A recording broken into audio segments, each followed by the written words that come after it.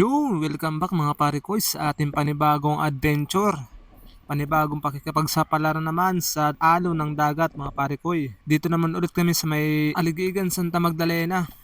Dito ulit sa bagong spot. At ang kasama ko naman ngayon ay ang kapatid ko at ang bayaw ko mga pare ko. Sila pala yung sinama ko kasi para may kasama ako dun sa may parting malalim. Kasi nung nakaraan mag-isa lang ako dun sa may malalim na parte mga pare ko. Kaya ito, abangan nyo na lang yung pangumana ko mga pare ko. Kaya sana makahuli rin tayo ng pang-ulam at pang-benta mga pare ko. Kaya simulan na natin tong pangumana mga pare ko.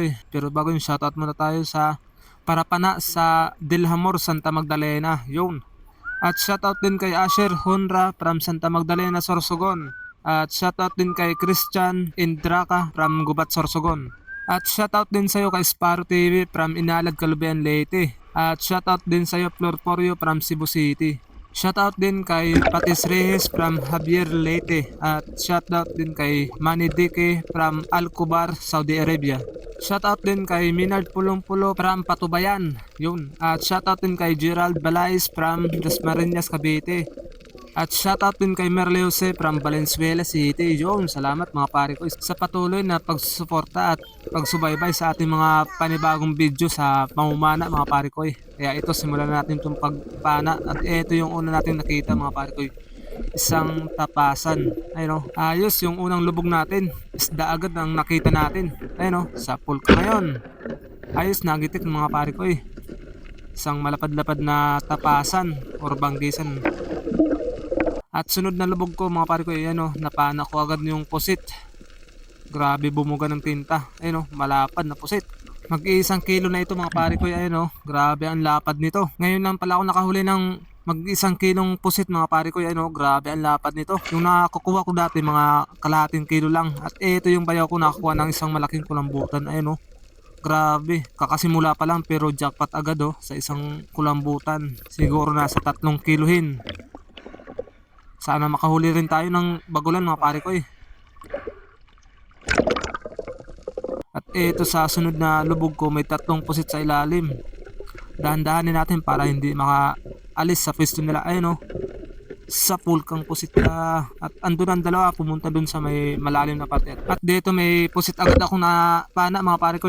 Kasi tinawag agad ako ng kapatid ko kasi may napana siyang isang pusit rin. At napana rin niya.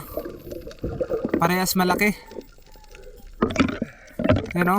Solid mga pare ko.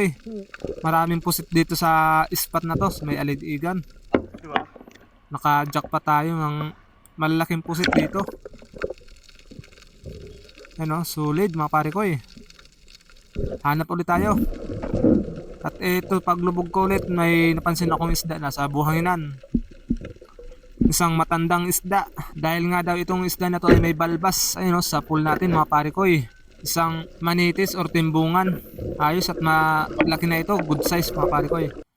At eto, may napansin akong isang pusit ulit sa ilalim. Maamo, kaya dandahan natin sa pulkang pusit ka. Ayos at malaki rin ito mga pare ko. Sunod-sunod yung pusit na nahuli natin. Baka maraming kasama nito dito kaya dahan-dahan tayo ng langoy. At dito may napansin ako sang bagulan. Ayun, nagulat sa akin mga pare ko. Andun na sa unahan. Nakalayo ito mga pare ko. Buti at naabutan ko dun sa unahan. Puminto siya dun sa may likod ng bato. Kaya ayun, nang daan-daan siya ng langoy. Kaya dinandaan ko rin siya ng langoy mga pare ko.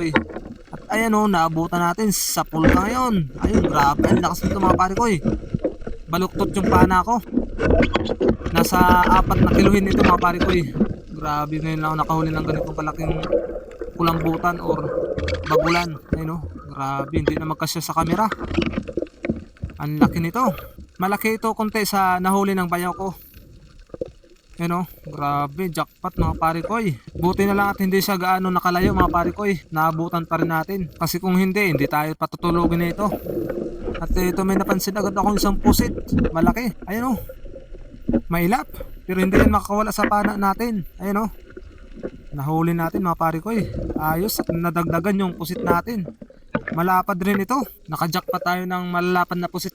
Kaya sigurado na yung pang calamares at pang adobo. Nag-iiba-iba siya ng kulay mga pare ko. At ito, may napansin akong isda sa silong ng bato. May kasamang tuyom. Ayun, tapasan mga pare ko eh. Sa pool kang tapasan ka. Kakaunti lang yung nahuli nating isda. Nasa 4 lang na piraso. At ito sa bayaw, nakakuha ulit ng isang malaking tabugok. Ayun o. Kinakagat niya para mapatay yung tabugok kasi sobrang madikit yan. Ayos, nakajakpat na yun si bayaw. At ito may kamilo sa loob ng butas. Dukutin natin to. Yun. Ito yung masarap sa gulay mga pare ko eh. Ito yung pag kinain ng mga high blood, sigurado gitik sa sobrang taba nito. At ito umahon na ako mga pare ko eh. Kasi loaded na kayong basket natin na lalagyan. Yan o. Nabibigatan na ako sa paglangoy. Nahirapan na rin ako sumisid. Kaya umahon na agad ako. Grabe, punong-puno yung basket. Loaded oh. Pusit, kulambutan. Grabe, laking pusit oh. Tapos na yung kulambutan sa loob. Grabe, laki. Solid. Punong-puno. Kaya ito, pauwi na rin kami mga pare ko eh. Kaya salamat sa biyaya ng dagat. Kasi meron naman tayong pang ulam at pang benta. So yun, hanggang dito lang yung video natin mga pare ko eh. At ito na yung mga huli ko. 5 pusit na malalaki. At may isang kulambutan na yun 4 na kiluhin. Grabe ang lapad. At ito 4 na isda at isang kamilo. Ayos na rin yung gabi na pangumana. Solid na rin. Kaya maraming salamat kay Ama kasi nabiyayaan tayo ng dagat. Yan hanggang dito lang yung video natin. Kaya maraming salamat sa inyo sa patuloy na suporta. Pa-like, share, and follow na lang. Salamat. Peace.